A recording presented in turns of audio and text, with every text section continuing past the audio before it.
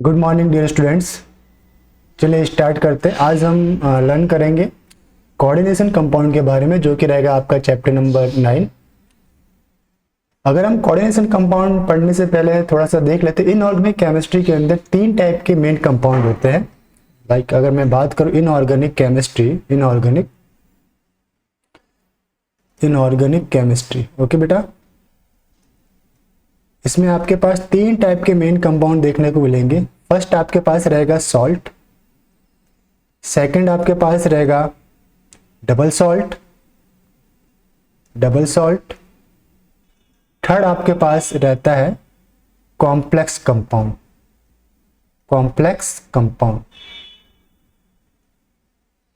और complex compound को ही हम लोग और भी बोलते हैं, इसे जो दूसरा नाम हम देते हैं इसे कहते हैं कोऑर्डिनेशन कंपाउंड।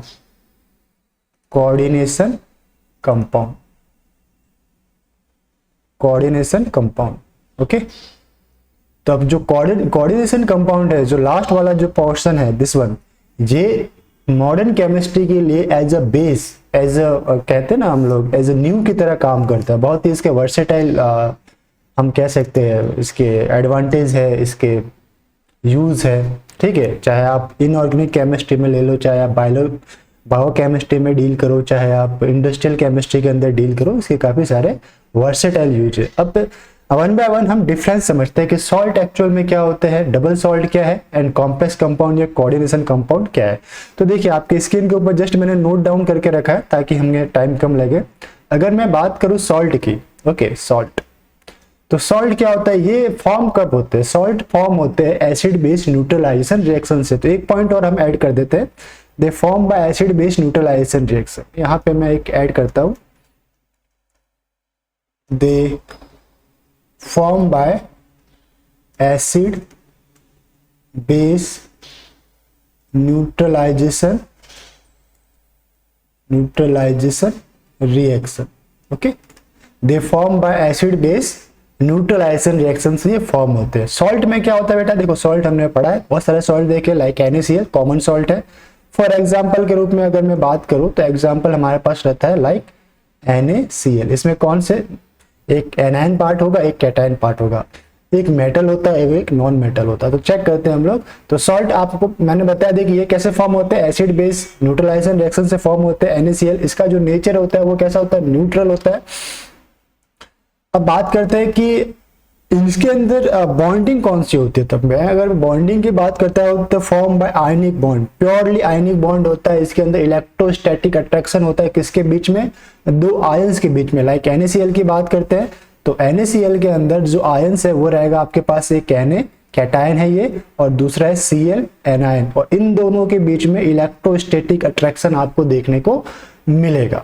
ओके, तो यहाँ पे ये क्लियर हो गया कि आपके पास क्या होगा, एक कैटायन है और एक एनायन है। सेकंड, इसमें एक ही टाइप के कैटायन या फिर एनायन प्रेजेंट होंगे। फॉर एग्जांपल अगर NaCl है तो सिर्फ कैटायन कौन सा, सोडियम के ही कैटायन है, और क्लोरीन के आपके पास एनायन प्रेजेंट होते हैं। तो ये सेकंड पॉइंट भी यहाँ पे हमने क्लियर किया कि वन टाइप ऑफ कैटायन और one type of the anion present, like sodium chloride में sodium cation and chlorine anion, KCl के अंदर potassium cation and Cl anion, MgCl2 के अंदर मैग्नीशियम कैटायन और क्लोरीन एनायन, बट नंबर उसके change है। Third, इसके अंदर कौन सा बॉन्ड है आपके पास, प्योरली आयनिक बॉन्ड्स हम इसमें डील करते हैं। नेक्स्ट वन हमारे पास रहता है कि जब भी, ये इंपॉर्टेंट पॉइंट है, इसे आपको लर्न करना है, वेरी इंपॉर्टेंट, कि जब भी आप सॉल्ट को अगर आप डिसॉल्व करोगे वाटर के अंदर, तो ये क्या होगा बेटा, जिन कैटायन और एनायन से मिलकर ये बना है उसके अंदर फुली डिसोसिएट हो जाएगा, मींस ये सेपरेट हो जाएंगे। ठीक है, वाटर में क्या होगा, ये सेपरेट, आयनिक बॉन्ड ब्रेक होगा, सेपरेट हो जाएंगे। तो यहाँ पे है कि when dissolve in water dissociate into respective ions, जो भी इसका रेस्पेक्टिव आयंस से मिलकर बने हैं उसके अंदर क्या हो जाएंगे, dissociate. For example like NaCl, KCl, Na2SO4, sodium sulphate, potassium sulphate. अगर मैं बात करता हूँ, सपोज करो मैंने KCl को डिसॉल्व किया, KCl को वाटर में डिसॉल्व किया, यानी एक्वियस सॉल्यूशन अगर मैं लूं तो मेरे पास क्या बनेगा, पोटेशियम अलग हो जाएगा एक्वियस पोर्शन के अंदर, प्लस Cl नेगेटिव आपका अलग हो जाएगा एक्वियस पोर्शन में। ठीक है, मींस हमारे पास क्या बन गए, रेस्पेक्टिव आयंस बन गए। तो ये था पहला, the salt. Second, inorganic chemistry के अंदर जो कंपाउंड होता है वो है आपके पास डबल सॉल्ट। क्या है बेटा? Double salt, very important. Double salt हम लोग डील करेंगे इसी चैप्टर में। देखिए डबल सॉल्ट क्या होता है, अगर मैं 2 या मोर देन 2 सॉल्ट को, ठीक है, मिक्स करूं या सॉल्ट को आपस में मिक्स करूं तो जो कंपाउंड आपके पास बनेगा वो डबल सॉल्ट होगा। तो डबल सॉल्ट में क्या होगा देख लेते हैं। Form by combination of 2 or more salt in equimolar composition. यहां पे जो कंपोजिशन है इक्विमोलर मींस 1 मोल अगर आपके पास सॉल्ट नंबर 1 है तो उससे रिएक्ट करने वाले सेम मोल्स आपके पास सॉल्ट नंबर 2 चाहिए। तो यहाँ पे याद रखना आपको, form by combination of 2 or more salt in equimolar composition, यानी कि अकॉर्डिंग टू मोलरिटी दोनों सेम होने चाहिए। यानी कि एक सॉल्ट है 1 मोल तो सेकंड भी 1 मोल होना चाहिए ताकि दोनों आपस में एक दूसरे को बैलेंस कर पाए। इनमें भी कौन सा बॉन्ड होता है? तो आयनिक बॉन्ड इसके अंदर भी प्रेजेंट होते हैं। आयनिक बॉन्ड मेनली इसमें आयनिक बॉन्ड प्रेजेंट होते हैं। अब सेकंड जो इसका पोर्शन है कि एक ही कंपाउंड में more than 2 type of the cation present हो सकता है या more than 2 type of the anion इसके अंदर प्रेजेंट हो सकते हैं। फॉर एग्जांपल अगर मैं बात करूं more than 1 type of the cation और anion present in a compound. For example potash alum है, पोटासैलम का फॉर्मूला क्या होता है? अगर कहीं लिखा हुआ तो यहाँ पे इसे देखिए, ये पोटासैलम का फॉर्मूला है आपके पास। क्या होता है? Potassium sulphate dot aluminium sulphate dot 24H2। तो इसके अंदर कितने टाइप के कैटायन आपके पास प्रेजेंट है? 2 टाइप के। पोटेशियम एक कैटायन हो गया और सेकंड है एल्यूमिनियम आपका दूसरा कैटायन हो गया।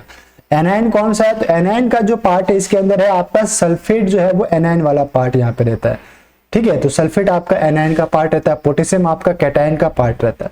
ओके, तो ये रह गया आपका double salt. Means the compound which are form by the combination of 2 or more simple salt are known as the double salt. They contain more than 1 type of the cation और anion in their structure.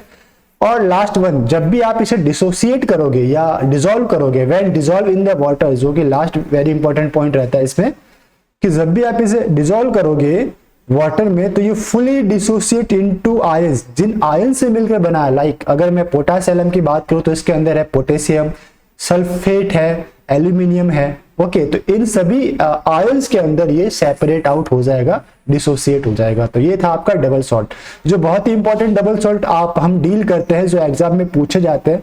First one है आपके पास alum, जिसको generally potash alum भी बोलते हैं। तो अगर आप चाहो तो आगे वर्ड लगा सकते हो potash alum, POTASH, potash alum, ये पूरा एक वर्ड है। तो ये फर्स्ट हो गया आपका पोटास एलम। सेकंड जो कंपाउंड है वो है मूर सॉल्ट, ये रहता है आपके पास फेरस अमोनियम सल्फेट। तो FeSO4.NH4 ट्वाइस SO4.6H2O, ये क्या था? जनरली पढ़ते हैं फेरस अमोनियम सल्फेट, इसे बोलते हैं पोटेशियम एल्यूमिनियम सल्फेट। और अगर मैं टुकड़ों में पढ़ूं तो potassium sulphate dot aluminium sulphate 24H2O। ठीक है, तो इसका फॉर्मूला आपको लर्न होना चाहिए। मूर सॉल्ट आयरन का सॉल्ट है, ferrous ammonium sulphate.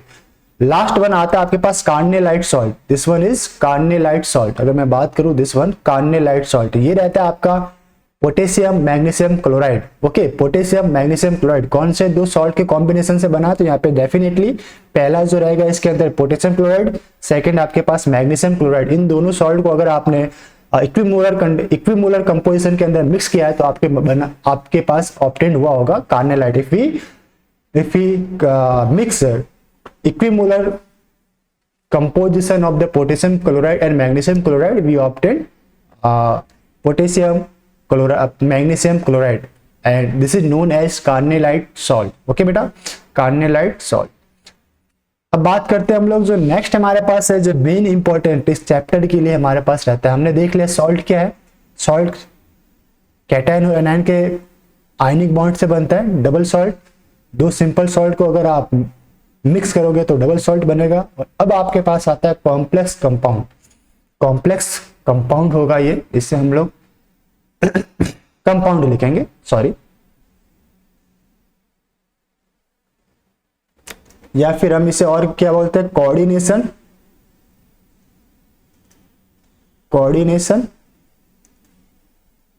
Compound. Okay, coordination compound, complex compound या कोऑर्डिनेशन कंपाउंड। देखिए अब इसमें चेक करते हैं हम लोग।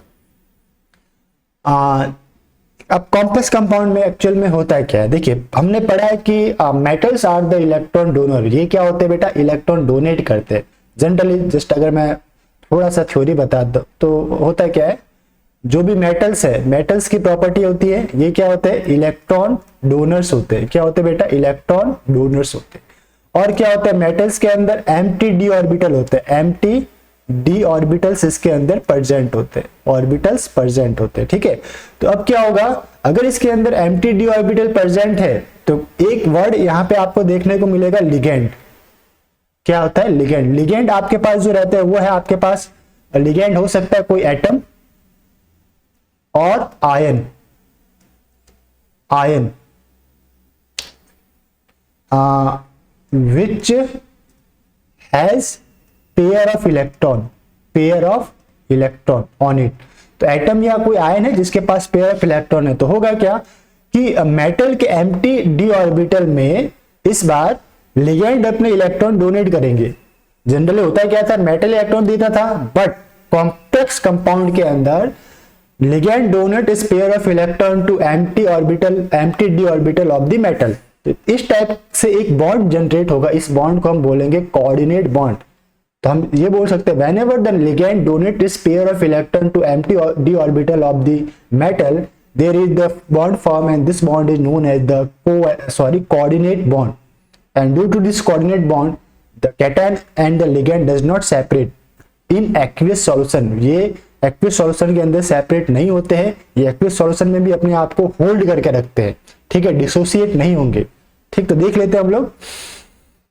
दे फॉर्म बाय टू और मोर, सबसे पहले फॉर्म कैसे होंगे, they form by combination of two or more salt in equimolar composition. But यहाँ पे एक और रिक्वायर्ड कंडीशन आपके पास लगेगी, सेंट्रल मेटल जो भी है जिसके साथ लिगेंड या सराउंडिंग एटम या आयन आपके कंबाइंड होंगे, central atom bonded with ligands. अब लिगेंड क्या था मैंने बता दी, ये कुछ एटम हो सकते हैं, ये आयंस हो सकते हैं जिनके पास पेयर ऑफ इलेक्ट्रॉन है। फॉर एग्जांपल अगर मैं लिगेंड की बात करूं, कुछ सिंपल लिगेंड बताता हूं, न्यूट्रल लिगेंड में बताता हूं, NH3 एमीन, इसके पास पेयर ऑफ इलेक्ट्रॉन है, ये लिगेंड है। H2O एक्वा, वाटर है बट इसको एज ए लिगेंड हम एक्वा बोलते हैं, पेयर ऑफ इलेक्ट्रॉन है।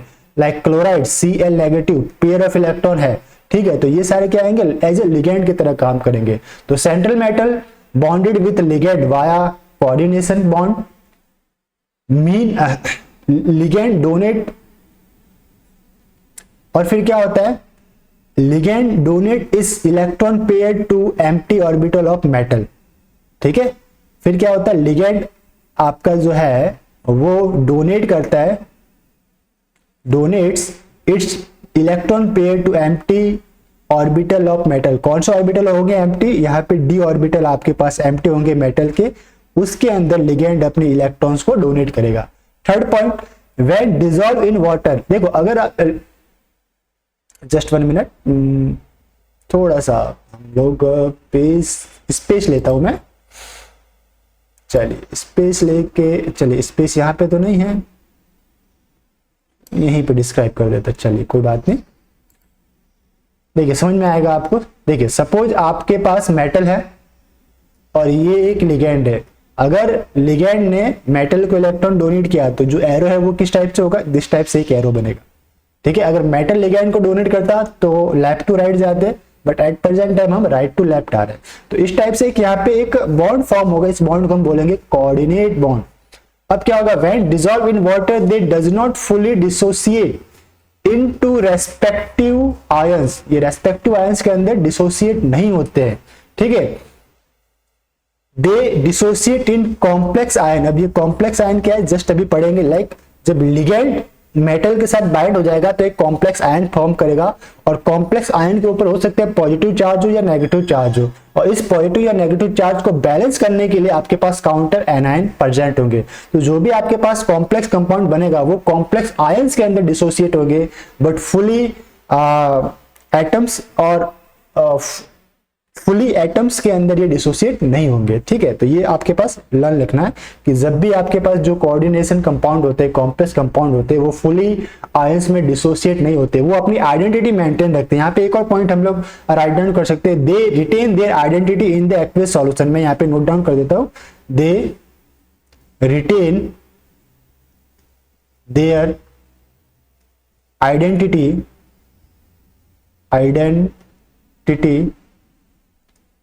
इन एक्वियस सॉल्यूशन,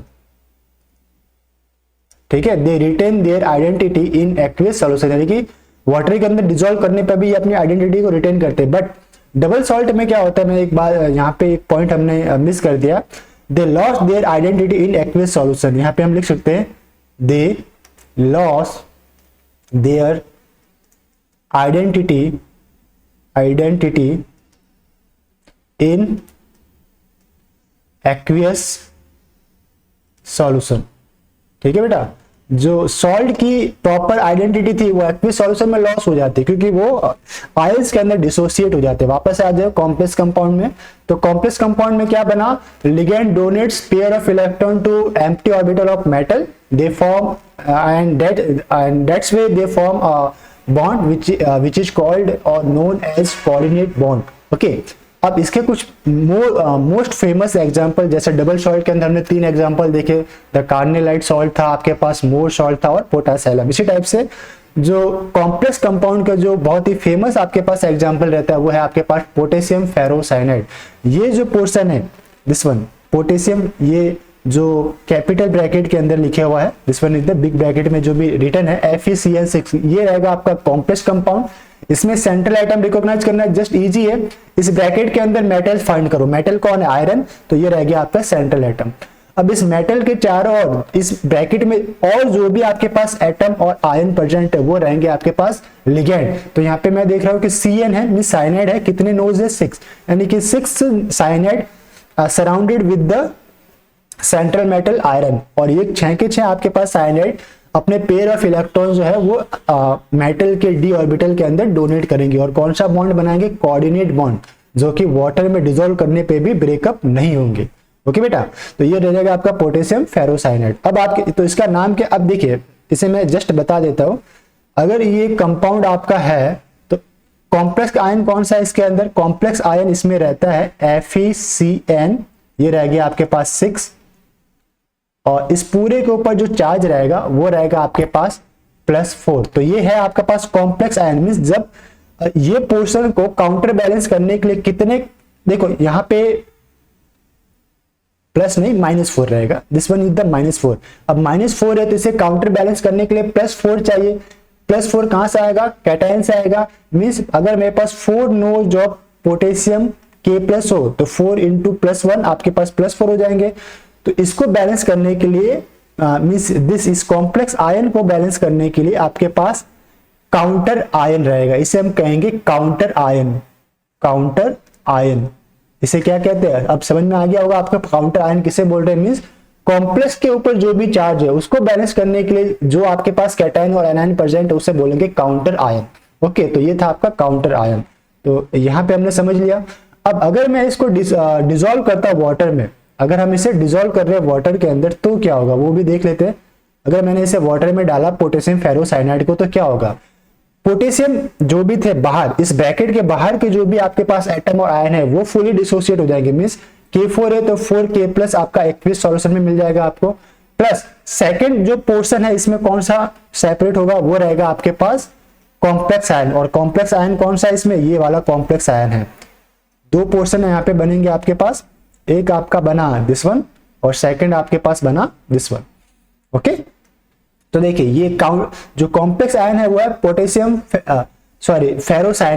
फेरोसाइनाइड, इसके ऊपर चार्ज कितना है -4, एक्वियस पोर्शन के अंदर ये सेपरेट हुआ। अब ये नहीं होगा कि आयरन भी अलग नहीं हो सकता, साइनाइड भी अलग नहीं हो सकता, इन दोनों के बीच में कोऑर्डिनेट बॉन्ड है जो इजीली ब्रेकअप नहीं होगा, ठीक है। तो एक्वियस सॉल्यूशन में ये अपनी आइडेंटिटी को रिटेन रखते हैं, आइडेंटिटी इनकी क्या होती है, रिटेन होती है, लॉस नहीं होती है। तो ये था आपका पोटेशियम साइनाइड से रिलेटेड एक एग्जांपल कि K4 FeCl6 को अगर आप वाटर में डिसॉल्व करोगे तो जो आपके पास आयंस बनेंगे, एक रहेगा आपके पास पोटेशियम आयन और सेकंड कॉम्प्लेक्स आयन, इसे हम बोल सकते हैं काउंटर आयन, और ये रहेगा आपका कॉम्प्लेक्स आयन। इसी टाइप से जो नेक्स्ट आपके पास है वो रहता है ये है आपके पास hexaammine cobalt chloride, okay, hexaammine cobalt chloride ये आपके पास रहता है। और इस नॉमेनक्लेचर के अंदर हम इसे डील कर लेंगे, अगर मैं लिखना चाहूँ तो लिख लेता हूँ नेम यहाँ पे दे रखा है शायद, दिस वन, हाँ ये रहा। देखिए सेकंड एग्जांपल में यहाँ पे लिखा है CO यानी कोबाल्ट NH36, ये ब्रैकेट के अंदर है, मीन्स ये कॉम्प्लेक्स आयन हो गया, और इसके ऊपर जो चार्ज रहेगा +3, इसको बैलेंस करने के लिए 3 Cl नेगेटिव रहेंगे, मीन्स हेक्साएमिन कोबाल्ट थर्ड, यानी ये जो ब्रैकेट स्मॉल ब्रैकेट में जो थर्ड नंबर है रोमन, ये शो कर रहा है आपका oxidation state of central metal, okay, और ये क्लोराइड। तो ये आपके पास रहा कोऑर्डिनेशन कंपाउंड का सेकंड एग्जांपल, और इसी के नीचे देख लेते हैं, ये आपके पास है coordination compound, coordination compound, okay, water के साथ डिसॉल्व करोगे तो आपके पास क्या बनेगा, एक कॉम्प्लेक्स कंपाउंड CONH36 +3। अब ये +3 कैसे पता चला, ये देखो, ये Cl3 को सेपरेट कर दो, बाहर निकाल दो, जो ब्रैकेट से बाहर है उसे अलग कर दो, तो 3 Cl3 है, तो मीन्स इनके ऊपर कितने चार्ज है, -3, एक Cl के ऊपर -1, तो 3 Cl के ऊपर कितना हो जाएगा, -3। अब ये -3 है, तो डेफिनेटली इस कॉम्प्लेक्स आयन के ऊपर कौन सा चार्ज होगा, +3, बैलेंस करने के लिए तो +3 होना चाहिए ना, तो ये हो गया +3, और ये 3 × Cl नेगेटिव, तो ये बन गया आपके पास कॉम्प्लेक्स आयन। और इसका काउंटर आयन कौन सा था, काउंटर आयन आपके पास जो है वो है 3 Cl नेगेटिव। तो ये था आपके पास 3 different compound in inorganic chemistry, जो कि बहुत ही इंपॉर्टेंट रहते हैं, मैंने शुरुआत में स्टार्ट किया था। द फर्स्ट वन आपके पास रहता है salt, simple salt acid base neutralisation से। Second double salt, 2 simple salt को आपको इक्विमोलर कंडीशन के अंदर कंबाइन करना है। और third complex compound, complex compound में ऐसा हो सकता है कि अगर आपके 2 सिंपल सॉल्ट को अगर आपने मिक्स किया और लिगेंड ने अपने pair of electron central metal को डोनेट किए, दैट टाइप आपके कोऑर्डिनेट बॉन्ड फॉर्म होंगे और कॉम्प्लेक्स कंपाउंड फॉर्म होंगे। तो देखते हैं इस वीडियो का साइज कितना हुआ, उसके बाद नेक्स्ट वीडियो चालू करते हैं। एक बार को मैं चेक करता हूँ वीडियो की साइज और लेंथ। तो 22 मिनट का ये वीडियो हो चुका है इन तीनों के अंदर डिफरेंशिएशन का। नेक्स्ट जो अब पर्टिकुलर वेस है, ये तो था सिर्फ बेसिक कंसेप्ट था, कुछ coordination compound salt and double salt के बारे में बेसिक कंसेप्ट था। अब मेन टॉपिक हमें जो पढ़ना होगा सिस्टमेटिक वे से कि टर्मिनोलॉजीज कौन सी होती है, कौन सी थ्योरीज रिलेटेड है आपकी कोऑर्डिनेशन कंपाउंड रिलेटेड, वो हम स्टार्ट करेंगे नेक्स्ट लेक्चर में। तब तक के लिए have a nice day and good bye.